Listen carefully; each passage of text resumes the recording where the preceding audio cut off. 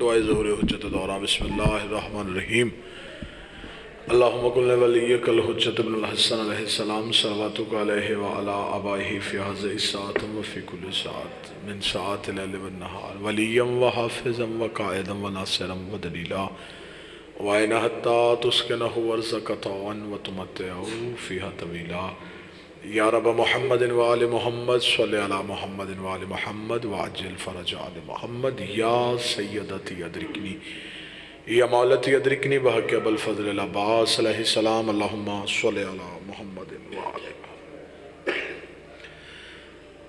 بسم اللہ الرحمن الرحیم الحمدللہ رب العالمین اللہم ایکا نعبد و ایکا نستعین الصلاة والسلام بتحیت والاکرام علی سید اسلم فی الوجود صاحب دائرۃ الوجود و صاحب المقام المحمود صاحب الوقار والسکینہ المدفون بالارض مدینہ صاحب کوكب الدری و صاحب اللواء الحمد ثم الصلاة والسلام علی سیدنا و ساندنا و حبیبنا و شفیع ذنوبنا و طبیب قلوبنا ابی القاسم محمد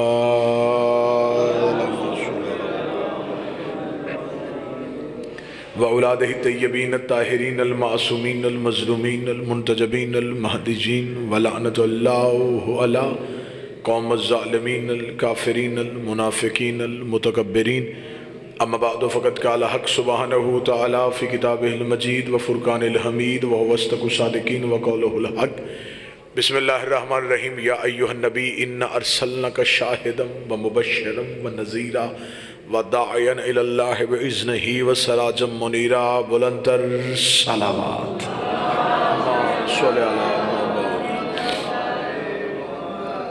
محبان نبی و اہل بیت نبی حبداران رسول و اہل بیت رسول دعا ہے کہ آل محمد کا عظیم خالق ہماری اس عظیم ترین عبادت کو اپنی بارگاہ میں شرف قبولیت عطا فرمائے رب الحسین بحق الحسین جتنے بھی ہاتھ اس ذکر میں اس جشن میں مانگنے کے لیے آئے اس عزت والے ذکر سے کوئی بھی خالی ہاتھ واپس نہ جائے اللہ بانی جشن حاضرین جشن ذاکرین جشن کے رزق معرفت میں اور رزق ولایت میں اضافہ فرمائے بہت بڑی دعا دل سے مل کے آمین کہیے گا میرا اللہ اس وقت تک کسی علی ولی اللہ پڑھنے والے کو موت نہ آئے جب تک قبر حسین کی زیارت نصیب نہ ہو جائے سید مبشر حسین شاہ صاحب میرا مالک صدقہ آج کے ذکر کا میرا مالک انہیں کامل الخلقت نیک صالح فرزند عطا فرمائے حجت دوراں کے ظہور میں تعجیل فرمائے دعاؤں کو قبولیت تک پہنچائیں سہارا درود کا لیں بلند آواز سے صلوات پڑھیں اللہم صلی علی محمد اجازت ہے گفتگو شروع کی جا سکے سب سے پہلے میں دل کی اتھا گہرائیوں سے آپ تمام احباب کو نور صادقین کے مقدس ظہور پہ ہدیہ مبارکباد پیش کرتا ہوں اور میری دعا ہے کہ اس خوشی کا صدقہ سوائے غم مظلوم کربلا کے دنیا کا کوئی غم نہ دکھے جی بسم اللہ بہت شکریہ اس بادشاہ کے ظہور کی رات ہے اس مالک کے ظہور کی رات ہے جو نہ ہوتا تو کچھ بھی نہ ہوتا اب آپ مہربانی فرمائیں گے جشن دو طریقوں سے پڑھا جا سکتا ہے یا مکے سے شروع کیا جا سکتا ہے یا عرض سے شروع کیا جا سکتا ہے اگر تو رسول مکے میں آ کے نبی بنتے تو پھر جشن مکے سے شروع ہوتا رسول آ کے نہیں بنا رسول بن کے آیا ہے لہذا میں آپ کی تھوڑی توجہات چاہوں گا سماعتوں کو تھوڑا بیدار کیجئے گا میں اس بادشاہ کا ذکر کرنے لگا ہوں جس کے تاریخ آمد میں اختلاف ہے کوئی کہتا ہے 12 کو آئے کوئی کہتا ہے 17 کو آئے مجھے اس بات میں بحث ہی نہیں کرنی کہ 12 کو آئے تھے یا 17 کو آئے تھے کیونکہ 12 بھی چاند کی تاریخ ہے 17 بھی چاند کی تاریخ ہے چاند نہ تھا اور یہ تھا میں 12 کہوں گا تو 12 بھی چاند کی تاریخ ہوگی 17 کہوں گا تو 17 بھی چاند کی تاریخ ہوگی چاند نہ تھا اور یہ تھا مدینے کی مسجد تھی، کائنات کا سچا رسول تھا۔ نبی نے خطبہ دیتے ہوئے کہا اول ما خلق اللہ نوری، سب سے پہلے اللہ نے محمد کے نور کو خلق کیا۔ انا و علی من نور واحد، میں اور علی ایک نور سے خلق ہوئے۔ رسول کا اتنا کہنا تھا، یا اتنا نبی نے ارشاد فرمایا یا مجمع سے کہ بندہ اٹھ کے کھڑا ہو گیا۔ شف کو مجمع سے بندہ اٹھ کے کھڑا ہو گیا۔ اس نے کہا اللہ کا نبی تیرا یہ نور کب سے ہے؟ رسول نے مسکرا کے کہا جب کب نہ تھا۔ تھوڑا زحمت فرمائیں گے آپ، یا جب تھا نہ کب تھا، نہ گھڑی تھے نہ گھڑیال تھے، نہ دریا میں روانی تھی نہ سمندر میں طغیانی تھی، نہ بادل میں شور تھا نہ ہوا میں زور تھا، نہ کلیوں میں چٹک تھی نہ پھولوں میں بہک تھی، نہ سبزے میں لہک تھی نہ آگ میں دمک تھی، نہ ہیرے میں چمک تھی نہ لیموں میں کھٹاس تھی، نہ کند میں مٹھاس تھی، نہ پہاڑوں کی اونچائی تھی نہ غاروں کی گہرائی تھی، نہ یوسف کی جدائی تھی نہ یعقوب کی دہائی تھی، نہ ہاتھی میں جسامت تھی نہ چونٹی میں قدامت تھی، نہ خرد کی خبر تھی نہ عشق کی نظر تھی، ایک لا الہ کی ہستی تھی، ایک الا اللہ کی مستی تھی۔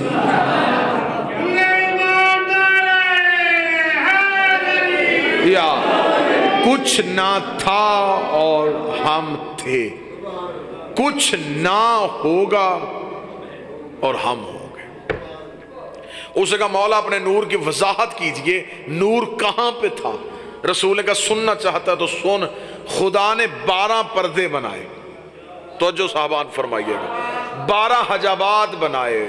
12,000 سال تک ہمارا یہ نور حجاب قدرت میں رہا، جہاں پر سبحان ربی الاعلیٰ کی تسبیحیں پڑھتا رہا۔ 11,000 سال تک یہ نور حجاب منت میں رہا، جہاں پر سبحان من هو قائم لی اللہو کی تسبیحیں پڑھتا رہا۔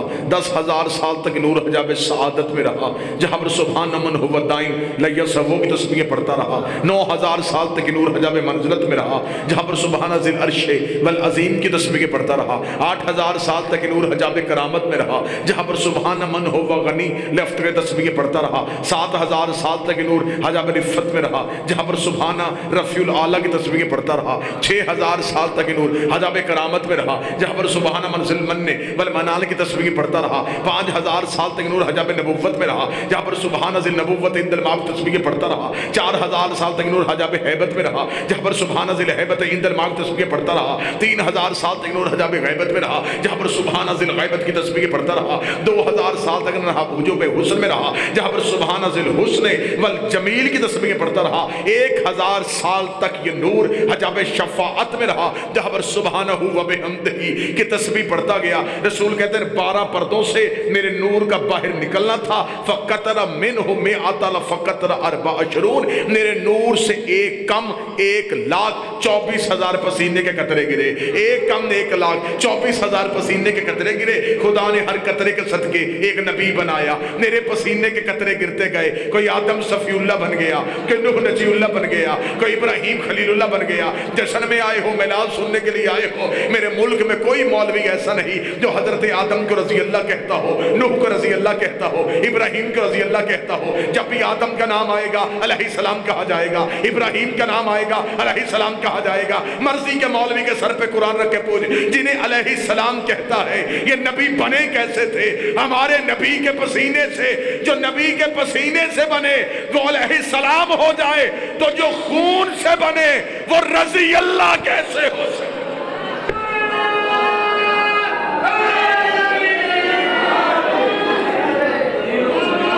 تو جو ہے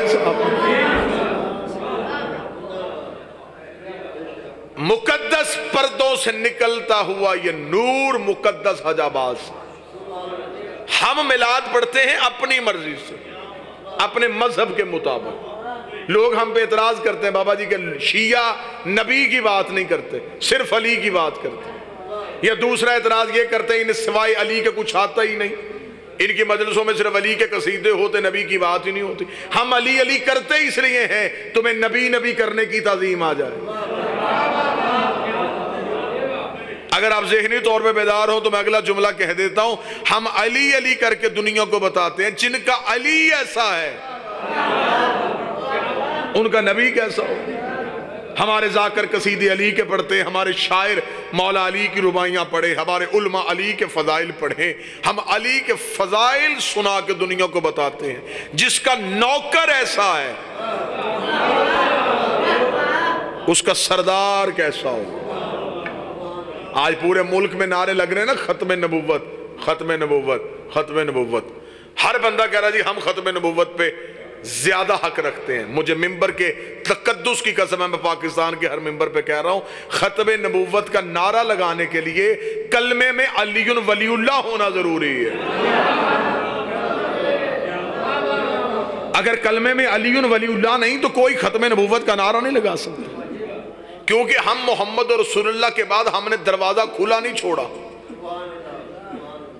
آپ میری تائید فرمائیں گے، ہم نے لا الہ الا اللہ محمد رسول اللہ کے بعد کھڑکی کھلی نہیں رکھی، دروازہ کھلا نہیں چھوڑا، گھر کی دیوار گرائی نہیں، ہم نے فوراً بعد علی ولی اللہ کہہ دیا، علی ولی اللہ کہہ کے ہم نے نبوت کو محفوظ کر دیا۔ ہم نے دنیا کو بتایا کہ جب علی جیسا بندہ نبی نہیں بن سکا،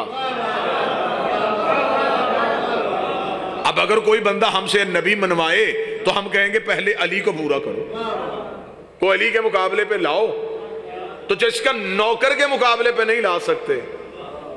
چلے شاید میں جلال پور بھٹیا میں یہ جملہ کہوں کہ بندے علی کے مقابلے پہ نہیں کسی کو لا سکتے، کل کوئی مولوی کہے جی نہیں ہمارا پیر بھی ایسا ہے جو علی جیسا ہے، ہم بھی کہہ دیتے ہیں ہم علی جیسے ہیں، حد ہو گئی۔ ابھی شیعہ سنی خاموش ہوں گے، سندھ میں سہون کی دھرتی پہ لرزہ آئے گا، سہون کی دھرتی پہ سویا کلندر بولے گا، حیدریم کلندرم مستم بندہ مرتضی علی ہستم پیشوائے تمام رندانم سگے کوئے شیر یزدانم۔ میں ولیوں کا سردار تب بنا تھا جب علی کی گلی کا کتا بنا تھا، گلی کے کتے کا مقابلہ کر نہیں سکتے، علی کا کیسے کر سکتے؟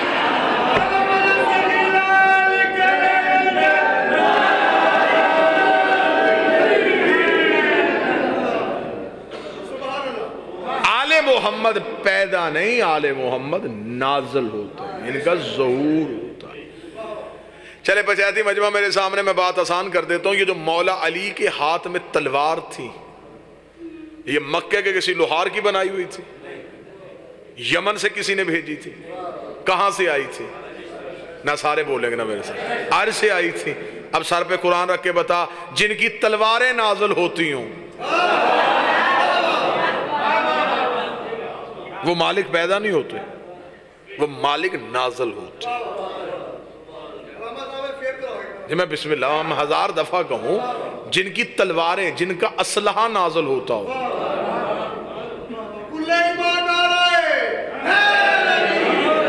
آج بندے کہتے ہیں نہیں جی علی پیدا ہوئے، رسول پیدا ہوئے، سر پہ قرآن رکھ کے بتا جبریل پیدا ہوا تھا؟ بولیں گے تو صحیح نا آپ میرے ساتھ، جشن ماحول کا نام ہوتا ہے۔ جبریل پیدا تو نہیں ہوتا، جبریل نازل ہوتا ہے آیتیں لے کے، اور اس جبریل کا عہدہ کیا ہے؟ سیدوں کے دروازے پہ کبھی درزی، کبھی جھولا جھلا رہا ہے، کبھی چکیاں چلا رہا ہے۔ مولوی کی مت ماری گئی ہے جن کے نوکر نازل ہوتے ہوں وہ مالک پیدا نہیں ہوتے، وہ مالک نازل ہوتے ہیں۔ اب میں اس کو تھوڑا علمی انداز سے تھوڑا بہتر کر دیتا ہوں کہ یہ تھے کہاں پہ۔ معصوم سے ایک بندے نے پوچھا تھا کہ مولا یہاں آنے سے پہلے آپ کہاں تھے؟ اب عقیدے والے بندے جن کے عقیدے کا وضو درست ہونا، ان کی عشق کی نماز پوری ہو جاتی ہے۔ اس نے کہا مولا یہاں آنے سے پہلے آپ کہاں رہتے تھے؟ فرمایا ہم اس میں رہتے تھے، وہ ہم میں رہتا تھا۔ نحنو ہوا نحنو، کبھی وہ ہم، کبھی ہم وہ رہتا تھا، ہم رہتے تھے۔ چلیں بات کو اور زیادہ آسان کر دیتا ہوں، کیونکہ آج کے دور میں بڑا مشکل ہو گیا ممبر پہ عقیدہ پڑھنا۔ آج کے دور میں عقیدہ پڑھنا سب سے مشکل ترین کام ہو گیا، کیونکہ زیادہ دشمن عقیدے کے پیدا ہو رہے۔ وہ یہاں آ نہیں سکتا تھا، ہم وہاں جا نہیں سکتے تھے۔ وہ یہاں آ جاتا، وہ نہ رہتا، ہم وہاں چلے جاتے، ہم نہ رہتے۔ اسے ضرورت تھی ہدایت دینے کی، ہمیں ضرورت تھی ہدایت لینے کی۔ وہ آ نہیں رہا تھا، ہمیں بلا نہیں رہا تھا، اس نے درمیان میں اپنی حجت کو رکھ دیا۔ اس نے درمیان میں 14 کو رکھ دیا. اللہ، بندے 14، خالق، مخلوق 14. میرا بادشاہ امام زمانہ مجھ پہ کرم کرنا، جلال پور بٹیا میں یہ لفظ سمجھا سکوں. اللہ، بندے 14 ہیں، وہ بھی نہیں ہیں، یہ بھی نہیں. یہاں آتے ہیں یہ ہو جاتے ہیں. تقریر کا تعلق دیکھنے کے ساتھ ویسے. وہاں جاتے ہیں وہ ہو جاتے ہیں، یہ بھی نہیں ہے، وہ بھی نہیں. چلیں اور آسان کر دیتا ہوں. جس نے یہاں سے دیکھے اسے اپنے جیسے لگے. اب تو کوئی بندہ ہوگا جو صدر کی قیمت دے گا. جس نے وہاں سے دیکھے اپنی اپنی معرفت کی بات ہوتی ہے، اپنے اپنے عرفان کی بات ہوتی ہے. ہر بندے کا عشق عقیدہ ایک جیسا نہیں ہوتا. گلی میں چلتے پھرتے کسی پڑھے لکھے بندے کو لا کے اس سے پوچھو بھئی یہ کیا ہے، وہ کہے گا میز. شیعہ قوم کے بچے کو اٹھا کے پوچھو کیا ہے، وہ کہے گا ممبر. اس کا مطلب اس کی معرفت میں اس کی معرفت میں فرق ہے. چلے جو عقیدے والے نوجوان بیٹھے، یہی وجہ تھی جب جناب سلمان دہلیز سیدہ پہ سجدہ کر رہے تھے، ایک صحابی نے قریب سے گزرتے ہوئے جناب سلمان سے کہا سلمان بوڑھا ہو گیا ہے، کیا ملتا ہے تجھے اس چوکھٹ پہ سجدہ کرتے ہوئے، کیا ملتا ہے تجھے اس لکڑی کے دروازے پہ سجدہ کرتے ہوئے. لکڑی کے دروازے اور چوکھٹ کا نام آنا تھا. سلمان نے اپنی نون کی طرح جھکی کمر کو الف کی طرح سیدھا کیا، آنکھوں پہ آنکھیں ڈال کر کیا کہا تو نے، اسے کیا ہے یہ؟ اسے کہا دہلیز دہلیز دہلیز. تیسری دفعہ دہلیز کا نام آنا. سلمان نے کہا چپ ہو جا، تیرے اور میرے عقیدے میں فرق ہے. یہ دہلیز نہیں، یہ سدرۃ المنتہا ہے. یہ دہلیز نہیں، یہ سدرۃ المنتہا ہے. سدرۃ المنتہا کا نام آنا تھا. صحابی نے کہا مجھے بتا تو صحیح سدرۃ المنتہا کسے کہتے ہیں، کیا تجھے اتنا بھی نہیں پتا؟ سدرۃ المنتہا تو عرش پہ ہے. جناب سلمان نے کہا تو مجھے بتا سدرۃ المنتہا کی تعریف کیا ہے. اسے کہا سدرۃ المنتہا اس بلندی کو کہتے ہیں جہاں شب معراج جبریل رک گیا تھا اور جبریل نے کہا تھا مولا آگے گیا تو میرے پر جل جائیں گے. جہاں جبریل رکے اسے سدرہ کہتے ہیں. سلمان نے کہا یہی فرق ہے، وہاں جبریل رکتا ہے، یہاں مصطفیٰ رکتا.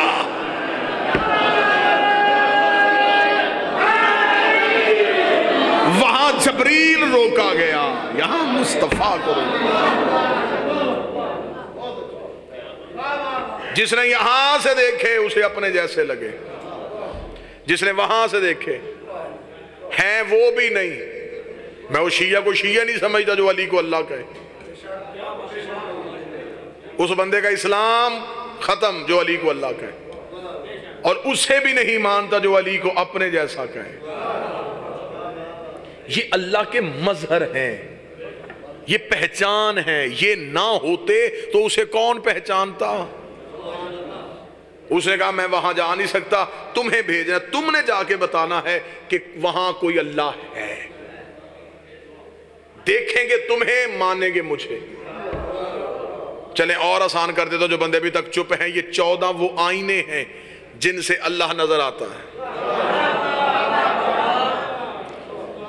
اب آپ بھی چپ ہیں تو مجھ پہ سوال کریں کہ اللہ کو ضرورت کیا تھی شکلوں کے ذریعے سے اپنی پہچان کروائی؟ اسے ضرورت نہیں تھی. ہم جاہل ہیں، ہم شکلوں کے بغیر پہچانتے ہی نہیں ہیں. ہم پہلے دن بچے کو تعلیم کے لیے بٹھا کے آتے ہیں، استاد پڑھاتا الف ہے دکھاتا انار ہے، پڑھاتا الف ہے دکھاتا انار. استاد کا گریبان پکڑ کے پوچھ پڑھایا الف ہے دکھایا انار کیوں؟ وہ کہے گا الف لفظ ہے انار پہچان ہے. الف لفظ ہے انار پہچان ہے. اللہ ذات ہے 14 پہچان.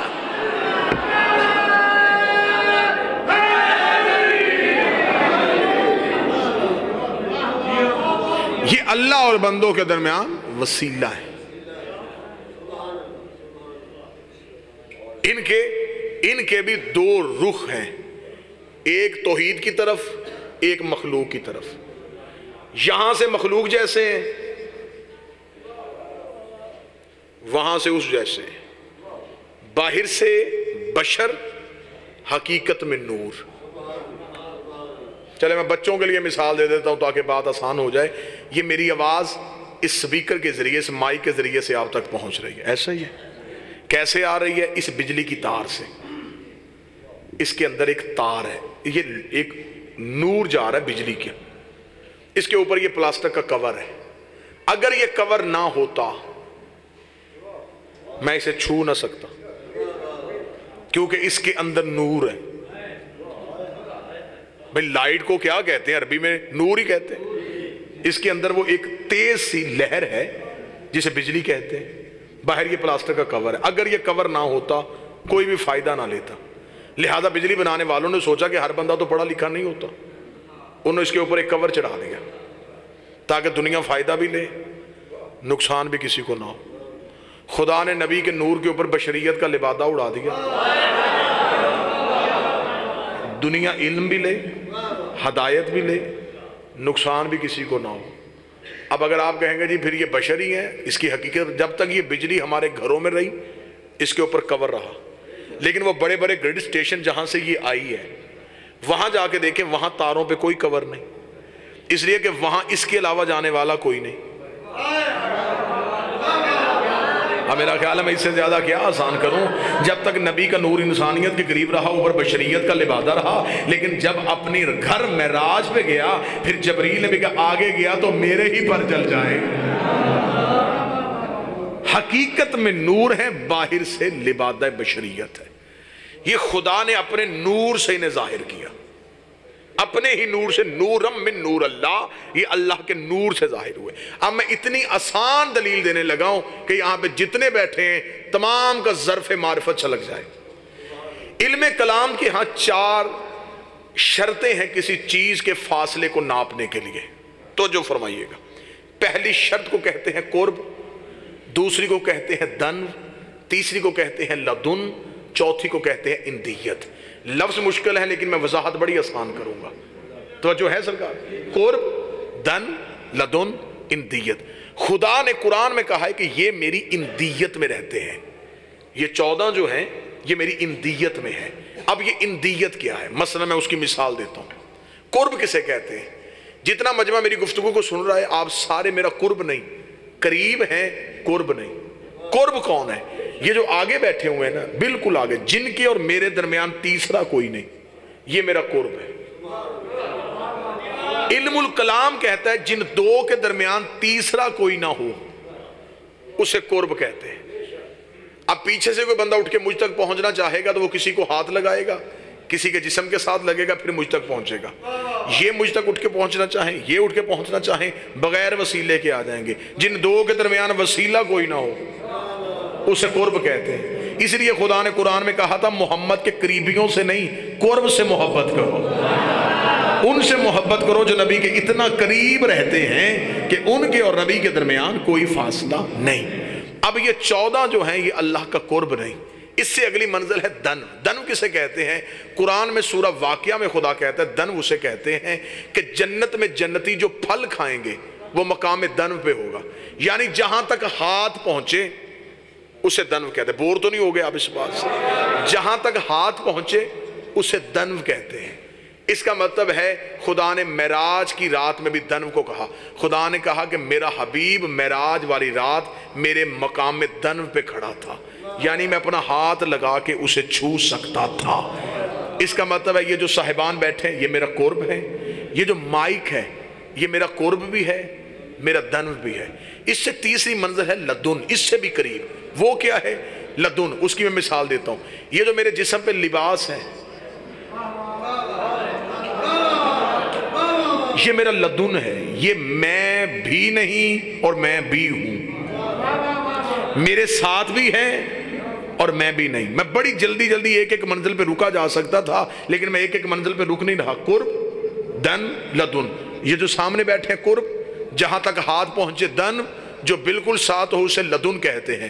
14 توحید کہتی ہے نہ میرے قرب میں ہے، نہ میرے دن میں ہے، نہ میرے لدن میں ہے، یہ میری اندیت میں ہے۔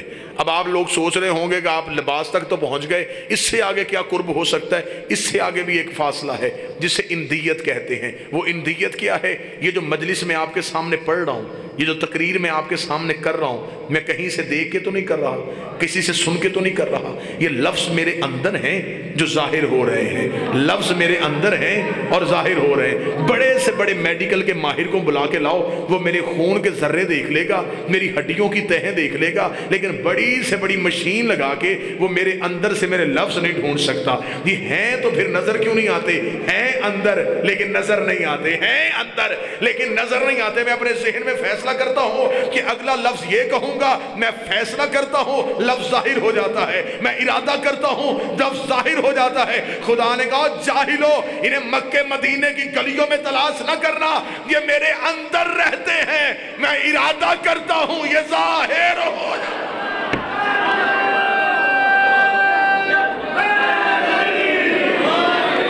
میں ارادہ کرتا ہوں یہ فوراً ظاہر ہو جاتے ہیں۔ تو جو ہے صاحب، اس نے چاہا کہ میری حمد ہو، اس نے چاہا، ارادہ کیا نا کہ میری تعریف ہو، اس نے ارادہ کیا محمد ہو گیا۔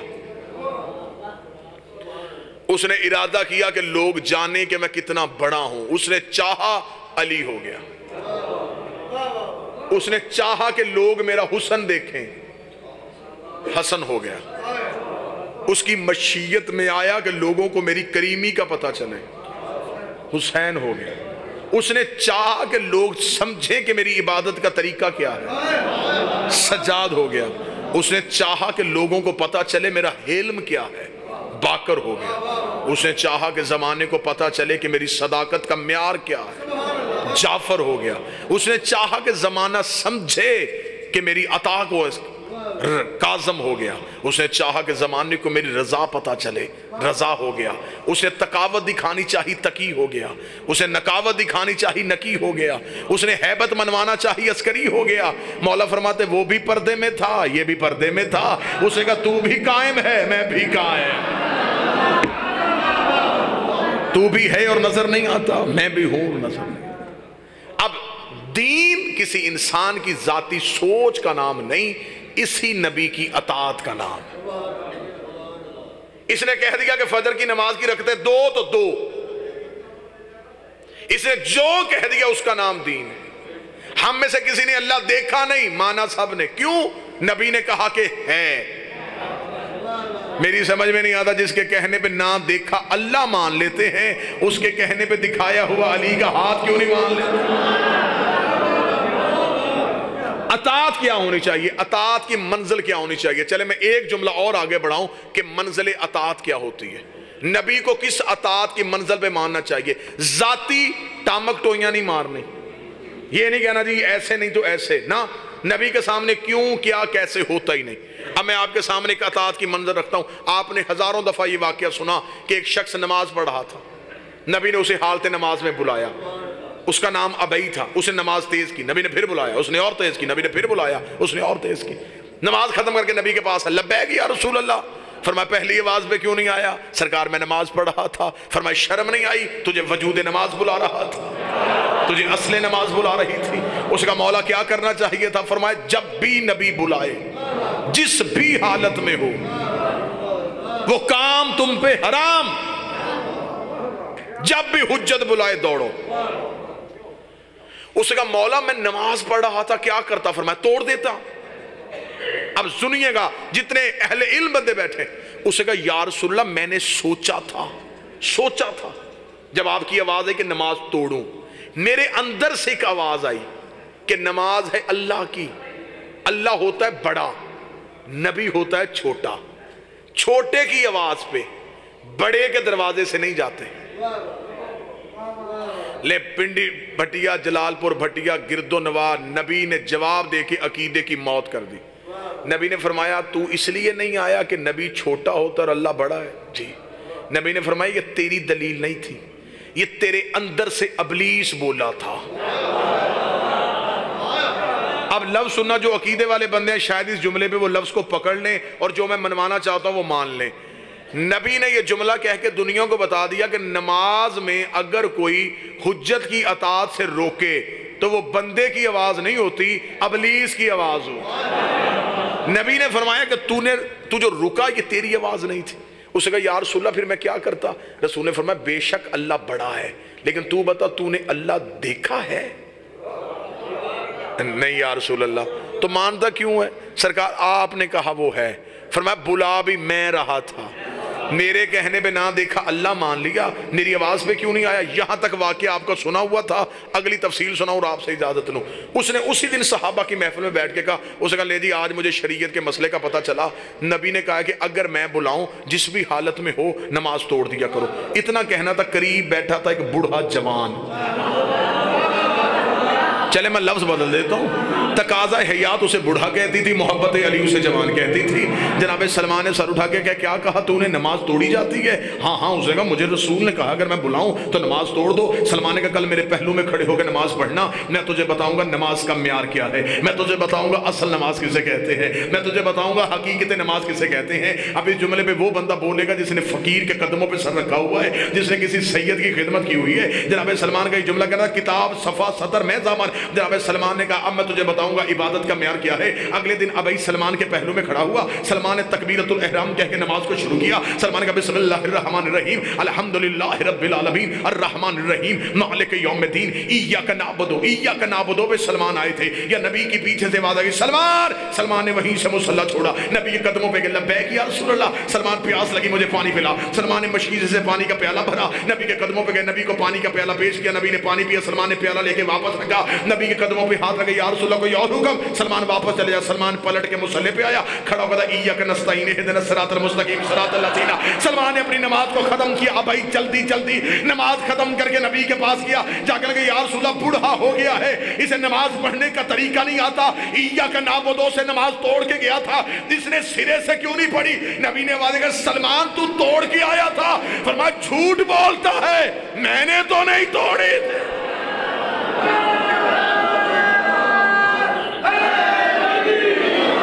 میں اطاعت حجت میں تھا، میں حجت کی اطاعت میں تھا، میں نے نماز پڑھی۔ نبی کے آواز پہ لبیک کہنے کو دین کہتے ہیں۔ اگر آج کوئی بندہ کہے بغیر وسیلے کے میں نبی تک پہنچوں، نبی کی زندگی میں لوگوں نے نبی کی زندگی میں سب سے پہلا وسیلے کا انکار کیا۔ انہوں نے مدینے کے باہر مسجد بنائی جسے مسجد زرار کہا جاتا ہے، تکلیف دینے والی مسجد۔ ہر مسجد سکون نہیں دیتی،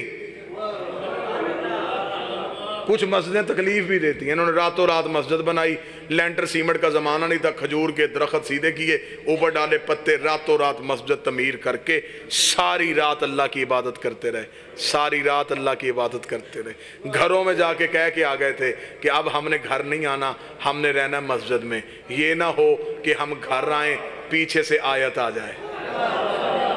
ہم نے اب نبی کے وسیلے کو نہیں ماننا، ہم نے بغیر نبی کے اللہ کو ماننا ہے۔ اب اللہ ہم پہ سیدھی آیتیں بھیجے گا، جبریل سیدھا ہمارے پاس آئے گا، جیسے نبی کو جا کے باتیں بتاتا ہے ویسے ہی ہمیں بتائے گا۔ ساری رات وہاں پہ اللہ اللہ اللہ اکبر اللہ اکبر کی صدائیں بلند ہوتی رہیں۔ جس مرضی مکتب کی چاہو، میں کتاب اور تفسیر ممبر پہ دکھانے کے لیے تیار ہوں۔ صبح کو جبریل نے آ کے نبی کے قدموں پہ پر رکھے، رکھ کے خدا کہہ رہا ہے اس مسجد کو گرا بھی اور جلا بھی، گرا بھی اور جلا بھی، گرا بھی اور جلا بھی۔ رسول نے کہا میرے اللہ مجھے نہیں مانتے، تجھے تو مانتے ہیں۔ فرمایا میں لعنت کرتا ہوں اس عبادت میں جس میں میں ہوں اور تو نہ ہو۔ مجھے وہ عبادت نہیں چاہیے جس میں میں ہوں اور تو نہ ہو۔ لہٰذا بس یہیں پہ گفتگو ختم۔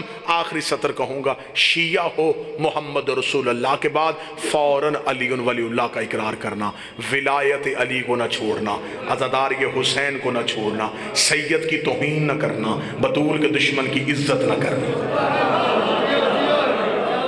اسے پیغام سمجھو، اسے میلاد سمجھو۔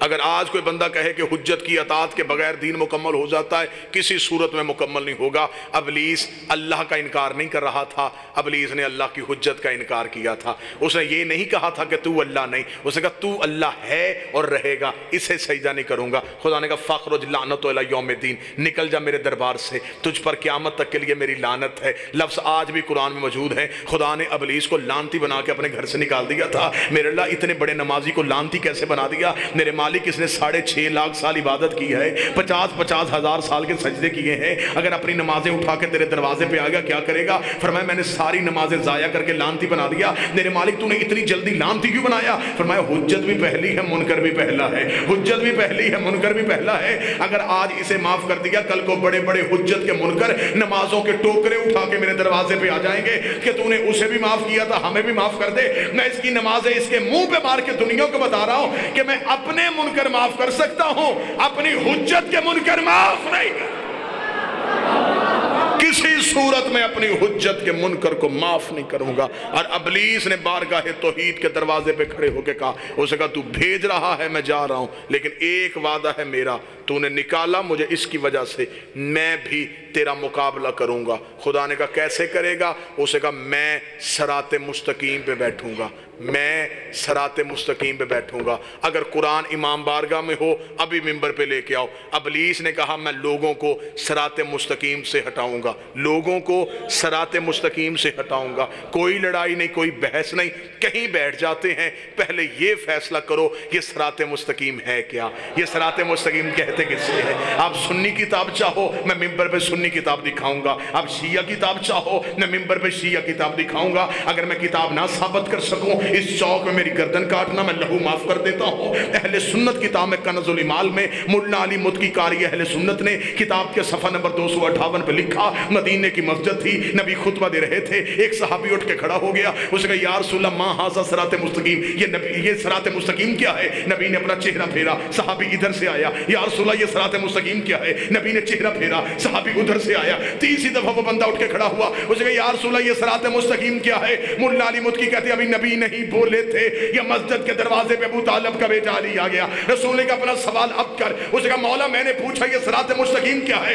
سنی عالم دین لکھتا ہے رسول نے 3 مرتبہ اپنی انگلی کو علی کی جانب کیا، کہا ھذا علی صراط مستقیم، ھذا علی صراط مستقیم، ھذا علی صراط مستقیم۔ آخری جملہ کہہ کے میں ممبر چھوڑ رہا ہوں، رسول نے کہا میرا علی صراط مستقیم ہے۔